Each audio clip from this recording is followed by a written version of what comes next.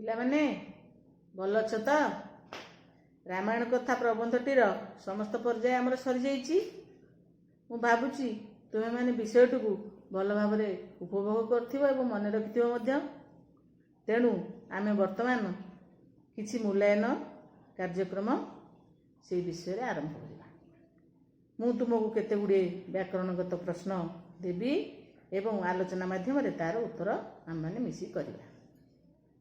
ଏବେ ପ୍ରଶ୍ନ ନମ୍ବର 1, ଆମେ କେତେଗୁଡ଼ିଏ ଶବ୍ଦର ବିପରୀତ ଶବ୍ଦ ଲେଖିବା। ମୁଁ ଶବ୍ଦ ଗୁଡ଼ିକ କହୁଛି, ତୁମେମାନେ ବିପରୀତ ଶବ୍ଦ କହିବ। ପ୍ରାଚୀନ, ପ୍ରାଚୀନର ବିପରୀତ କ'ଣ? ନବୀନ ବା ଅର୍ବାଚୀନ। ଜ୍ୟେଷ୍ଠା, ଜ୍ୟେଷ୍ଠାର ବିପରୀତ କନିଷ୍ଠା। ଅନୁରାଗ, ଅନୁରାଗର ବିପରୀତ କ'ଣ ପିଲେ? ବିରାଗ। ସଦ୍ଗୁଣ, ସଦ୍ଗୁଣର ଅସଦ୍ଗୁଣ ବା ବଦ୍ଗୁଣ। ଆନନ୍ଦ, ଆନନ୍ଦର ବିପରୀତ ନିରାନନ୍ଦ। ସନ୍ତୁଷ୍ଟ, ଏଟା ସହଜ। ସନ୍ତୁଷ୍ଟର ବିପରୀତ କ'ଣ? ଅସନ୍ତୁଷ୍ଟ। ତେବେ ବିପରୀତ ଶବ୍ଦ ଜାଣିଗଲ। ତାପରେ ଆମେ ପ୍ରଶ୍ନ ନମ୍ବର 2କୁ ଯିବା। ଏଇଠି ମଧ୍ୟ ଆହୁରି ସହଜ। ଲିଙ୍ଗ ପରିବର୍ତ୍ତନ କରିବା। ପୁଲିଙ୍ଗ ଥିବା ଶବ୍ଦକୁ ସ୍ତ୍ରୀଲିଙ୍ଗ କରିବା, ସ୍ତ୍ରୀଲିଙ୍ଗ ଥିବା ଶବ୍ଦକୁ ପୁଲିଙ୍ଗ କରିବା। ତେବେ ମୋତେ କୁହ, ରାଜା, ରାଣୀ, ଭାଇ, ଭଉଣୀ, ପୁତ୍ର, କନ୍ୟା, ପିତା, ମାତା, କୁମାର, କୁମାରୀ, ବୃଦ୍ଧ, ବୃଦ୍ଧା, ନର, ସ୍ତ୍ରୀଲିଙ୍ଗରେ ହେଲା ନାରୀ। ମନେ ରଖିଲେ ନା ପିଲେ? ହଁ। ତାପରେ ଆମେ 3 ନମ୍ବର ପ୍ରଶ୍ନକୁ ଯିବା। 3 ନମ୍ବରରେ କ'ଣ ଅଛି ନା କେତେଗୁଡ଼ିଏ ଶବ୍ଦ ଦେଇଛି। ଆମେ ତାର 2ଟି ଲେଖାଏଁ ପ୍ରତିଶବ୍ଦ ଲେଖିବା। ତୁମମାନଙ୍କୁ ଆସିବ, ମୁଁ ଜାଣିଛି, ମନେ ଅଛି ତୁମର। ପ୍ରାଚୀନ, ପ୍ରାଚୀନର 2ଟି ପ୍ରତିଶବ୍ଦ କୁହ। ହଁ, ପୁରାତନ ବା ପୁରୁଣା। ବସନ, ବସ୍ତ୍ର ପରିଧାନ। କଠାଉ, କଠାଉ ମାନେ ପାଦୁକା, ଜାଣିଛ। ଆଉ ଗୋଟେ ହେଲା ପାଦତ୍ରାଣ। ଆଉ ଗୋଟେ ମଧ୍ୟ ଚଟି ବୋଲିକି କହନ୍ତି। ସେମିତି ନିଆଁ, ନିଆଁର ଅନେକ ପ୍ରତିଶବ୍ଦ ତ ଅଛି। ଯେହେତୁ ସେ ଆମକୁ 2ଟି କହିଛି, ଆମେ 2ଟି ଆଗ ଜାଣିବା, ତାପରେ ଆଉ ଅଧିକା ଜାଣିଲେ କିଛି କ୍ଷତି ନାହିଁ। ଆମେ ସମସ୍ତେ ଜାଣିଛେ ନିଆଁକୁ କୁହାଯାଏ ଅଗ୍ନି। ହୁତାସନ, ବହ୍ନି, ଏମିତି ଅନେକ ଶବ୍ଦ ଅଛି। ନୟନ, ନୟନ ମାନେ ଚକ୍ଷୁ। ନେତ୍ର, ଲୋଚନ, ଆଖି, ଏମିତି ଅନେକ ଶବ୍ଦ ଅଛି ଚକ୍ଷୁର। ଦାର, ଦାର ମାନେ ପତ୍ନୀ ବା ସ୍ତ୍ରୀ ବା ଭାର୍ଯ୍ୟା ଇତ୍ୟାଦି। ମନେଲା ତ? ଏବେ ଆମେ ପିଲାମାନେ ପ୍ରଶ୍ନ ନମ୍ବର 4କୁ ଯିବା। 4ରେ ସ୍ତମ୍ଭ ମେଳନ। କ ସ୍ତମ୍ଭ, ଖ ସ୍ତମ୍ଭ, ଏଇଟା ତମର ଅତି ପରିଚିତ। ଭଲ ଲାଗେ ତୁମମାନଙ୍କୁ ଏଇ ପ୍ରଶ୍ନଟା, ବହୁତ ଭଲ ଲାଗେ। ଏବେ ଆମେ ସେଇ କ ସ୍ତମ୍ଭ, ଖ ସ୍ତମ୍ଭ ଆଲୋଚନା କରିବା। କ ସ୍ତମ୍ଭରେ କ'ଣ କ'ଣ ଦେଇଛି ମୁଁ ପଢ଼ି ଦେଉଛି। ତାପରେ ଖ ସ୍ତମ୍ଭରେ କ'ଣ କ'ଣ ଦେଇଛି ପଢ଼ିଦେବି। ତୁମେମାନେ କାହାକୁ କାହା ସହିତ ଠିକ୍ ଯୋଡ଼ିବ। କ ସ୍ତମ୍ଭ ଦେଇଛି ରାବଣ, ପଞ୍ଚବଟୀ, ଦୁଷ୍ଟ ନାରୀ, ଦୁଷ୍ଟ ଦାସୀ, 2ଟି ବର, ହନୁମାନ।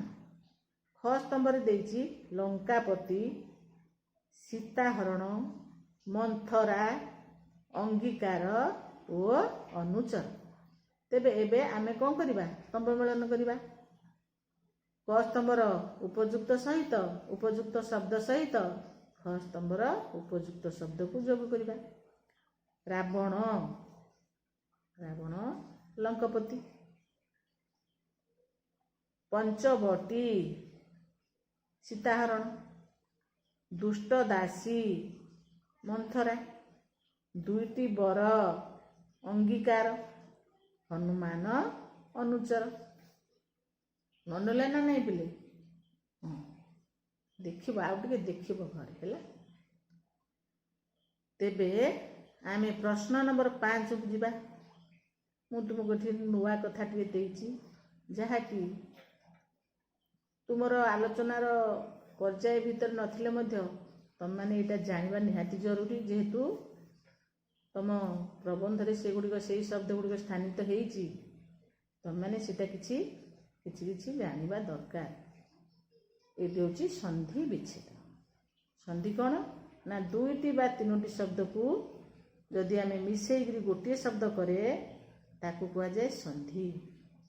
ଗୋଟିଏ ଶବ୍ଦରୁ ଦୁଇଟି ବା ତିନୋଟି ଶବ୍ଦକୁ ଯଦି ଅଲଗା କରାଯାଏ ତାକୁ କୁହାଯାଏ ବିଚ୍ଛେଦ, ସନ୍ଧି ବିଚ୍ଛେଦ। ତେବେ ମୁଁ ତୁମକୁ ବର୍ତ୍ତମାନ ସନ୍ଧି ବିଚ୍ଛେଦ ପର୍ଯ୍ୟାୟକୁ ନେଉଛି। କେତୋଟି ସନ୍ଧି ଶବ୍ଦ ଦେଇଛି, ତୁମେମାନେ ତାକୁ ସନ୍ଧି ବିଚ୍ଛେଦ କରିବ। ମାତୁଳାଳୟ, ମାତୁଳ ଯୁକ୍ତ ଆଳୟ ମାନେ ମାମୁଁ ଘର, ତମକୁ ଡାକି ଦେଇଥିଲି ଶବ୍ଦାର୍ଥରେ।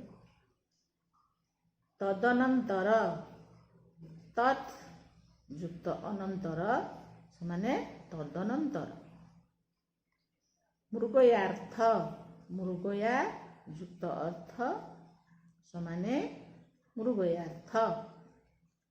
ଦୁର୍ମତି, ଏଇଠି ତମେମାନେ ଜାଣିନ ପିଲେ, ସନ୍ଧି ପଢ଼ା ହେଇନି, ବିସର୍ଗ ସନ୍ଧି ହେଇଛି। ଦୁଃ ଯୁକ୍ତ ମତି ସମାନେ ଦୁର୍ମତି। ବାତାହାତ, ବାତ ଯୁକ୍ତ ଆହାତ। ବାତ ମାନେ ଆମେ ଜାଣିଛେ ପବନ, ପବନ ଦ୍ୱାରା ଆଘାତ ପ୍ରାପ୍ତ। ତୁମକୁ ଶବ୍ଦାର୍ଥ ସମୟରେ ମୁଁ କହିଦେଇଛି। ବାତାହାତ ମାନେ ବାତ ଯୁକ୍ତ ଆହତ। ମହର୍ଷି, ମହା ଯୁକ୍ତ ଋଷି ସମାନେ ମହର୍ଷି। ପିଲାମାନେ, ଏଇ ରାମାୟଣ କଥା ବିଷୟଟି ଆମର ପୁରାଣ ଶାସ୍ତ୍ରରୁ ଆସିଛି, ରାମାୟଣ ଗ୍ରନ୍ଥରୁ ଆସିଛି। ମଧୁସୂଦନ ରାଓ ସୁନ୍ଦର ଭାବରେ, ସଂକ୍ଷିପ୍ତ ଭାବରେ ତୁମମାନଙ୍କ ପାଇଁ ବର୍ଣ୍ଣନା କରିଛନ୍ତି। ଏଇ ଗ୍ରନ୍ଥଟି ବା ଏଇ ପାଠଟି ଜନଜୀବନ ଉପରେ ବେଶ ପ୍ରଭାବ ପକାଏ। ନିଶ୍ଚିତ ଭାବରେ ତୁମ୍ଭେମାନେ ଏହାକୁ ଦେଖି ଉପକୃତ ହେଇଥିବ ବୋଲି ମୋର ଆଶା ଓ ବିଶ୍ୱାସ। ଏଥିରୁ ଚରିତ୍ରମାନଙ୍କର ଯେଉଁ ଯେଉଁ ବିଷୟ ସବୁ ଶିକ୍ଷା କଲେ, ବିଶେଷ କରି ରାମଚନ୍ଦ୍ରଙ୍କ ଚରିତ୍ର, ଭରତଙ୍କ ଚରିତ୍ର, ଏଗୁଡ଼ିକ ବହୁତ ଆଦର୍ଶ ଚରିତ୍ର। ତୁମେମାନେ ନିଜକୁ ସେଇଭଳି ତାଙ୍କରି ଚରିତ୍ରରେ ଅନୁପ୍ରାଣିତ ହୋଇ ସମାଜରେ ପ୍ରତିଷ୍ଠିତ ହେବ, ଏଇଟା ମୋର ଦୃଢ଼ ଆଶା ଓ ବିଶ୍ୱାସ। ତେବେ ସମୟର ଅଭାବ, ବହୁତ ଆହୁରି ମଧ୍ୟ ଆଲୋଚନା କରିଥାନ୍ତା, କିନ୍ତୁ ଆଜିର ପର୍ଯ୍ୟାୟକୁ ମୁଁ ଏବେ ଏଇଠି ଶେଷ କରିବି। ତୁମ୍ଭେମାନେ ମୋର ଆଶା ନିଶ୍ଚିତ ଭାବରେ ଏ ପାଠରୁ ଭଲ କିଛି ଜିନିଷ ଶିଖିଥିବ ଏବଂ ଉପକୃତ ହୋଇଥିବ। ମୋର ଇଚ୍ଛା ବାରମ୍ବାର ଏଇ ଭିଡ଼ିଓକୁ ଦେଖିବ ଏବଂ ଶିଖିବ, ଭଲ କଥା ଗୁଡ଼ିକ ଶିଖିବ ହେଲା। ତେବେ ଆଜି ଆଉ ଅଧିକ ଆଲୋଚନା କରିବାକୁ ସମୟ ନାହିଁ, ଆମେ ଆଗକୁ ଆଉ ଯାଇପାରିବା ନାହିଁ। ତେବେ ଯେତିକି ପ୍ରଶ୍ନ ଉତ୍ତର ଆଲୋଚନା କରାଗଲା ତାକୁ ବାରମ୍ବାର ମନେ ରଖିବ, ପଢ଼ିବ, ମନେ ରଖିବ।